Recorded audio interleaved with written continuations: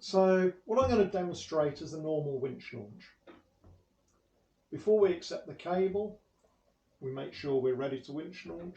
The area is clear, both ahead and above the winch. We make sure the glider is lined up with the line of the cable, and we think about if there's going to be any swing associated with the winch launch and be prepared to react with it. We make sure that the cable goes on the correct hook, so as we're winching it'll be on the belly hook. On the ground run, my left hand will be on the release, and if at any stage I can't keep the wings level, I'll release immediately. So keeping the wings level with the ailerons, balanced on the main wheel. We're now airborne. I hold it in a shallow climb, 50 knots and rising, and allow the glider to rotate into the climb. Look out to the sides to check the climb angle and monitor the speed. Speed's good, climb angle's good. Speed's good, climb angle's good. At the top of the launch, the nose will start to get pulled down. I allow it to come down to the normal gliding attitude and the cable releases. We pull the release to make sure the cable is gone. We're now gliding. I'm now going to demonstrate a winch launch where it's safe and sensible to land ahead. When the launch fails, I'll lower the nose to the recovery attitude and wait for the speed. If I can land ahead, that's what I will do.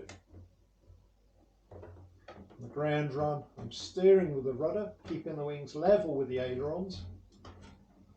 Glider's now airborne, shallow climb, and now allowing the glider to rotate into the climb, and the launch has failed.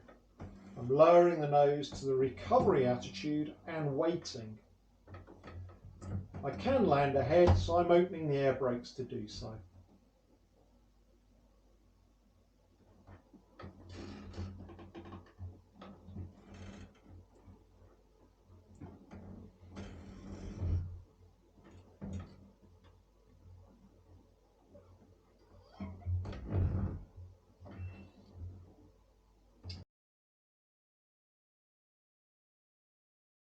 Okay, in this demonstration, I'm going to demonstrate a launch failure where there's not enough room to land ahead and we'll have to do something else. When the launch fails, I'll lower the nose to the recovery attitude and wait for the speed. In today's conditions in this glider, I want at least 55 knots with a target of 60. On the ground run, keeping the wings level, steering it straight with the rudder. Glider is now airborne, 50 knots and rising, allowing the glider to rotate into the climb.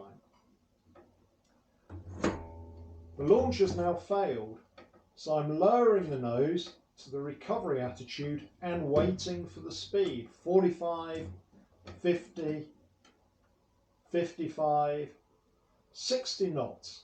I cannot safely land ahead, so I'm going to start a turn around to the left. Check the speed again and make sure the turn is imbalanced. The speed is good and the yaw string's in the middle. Speed's decaying slightly there, lowering the nose further. Speed is good, yaw string's in the middle. Speed is good. Yaw strings in the middle. Opening out the turn slightly to prevent cramping in. Speed is good. String is in the middle. I haven't got enough height to go all the way around the back. Increasing speed. Speed is now good. String is in the middle. Turning to land on the south strip. Speed is good. Strings in the middle. Speed is still good, string is in the middle. As soon as I've got a sensible landing area, I'll roll the wings level and land on it, and I'm going to land up at the south end on one of the two runways. Speed is still good.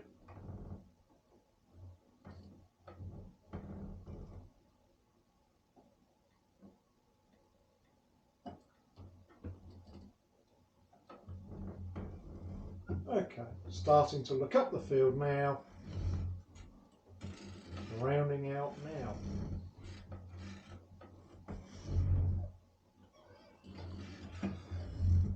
Keeping the wings level, applying some wheel brake. Now we can let one wing go down.